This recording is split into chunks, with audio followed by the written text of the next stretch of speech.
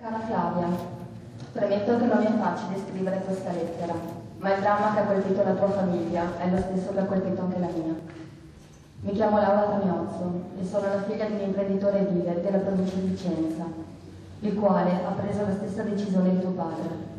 Il 31 dicembre 2011 mio papà si è impiccato nel capannone della nostra azienda. Non è arrabbiata con suo padre Antonio, Laura Tamiozzo. Con voce ferma legge la lettera indirizzata a Flavia Schiavon, due giovani donne coraggiose, unite da un tragico destino.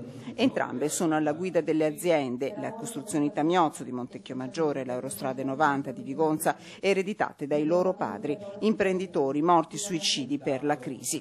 Parole che hanno commosso tutti i presenti a Vigonza, alla tavola rotonda, l'indifferenza uccide organizzata dalla Filcacisle del Veneto. Da qui la proposta di far nascere un'associazione per sostenere le famiglie di questi imprenditori. Quelle famiglie, oltre che aver perso un proprio caro, stanno perdendo anche l'impresa e noi non dimentichiamo, anzi abbiamo molto presente che dietro quell'impresa ci sono posti di lavoro, ci sono decine e decine di posti di lavoro che vanno persi. Non solo, per gli imprenditori in difficoltà la Camera di Commercio di Padova ha deciso di riattivare il numero verde anti-suicidi, un'azione da completare con il rilancio del settore edilizia attraverso la creazione di un tavolo con le banche per costituire un fondo di garanzia.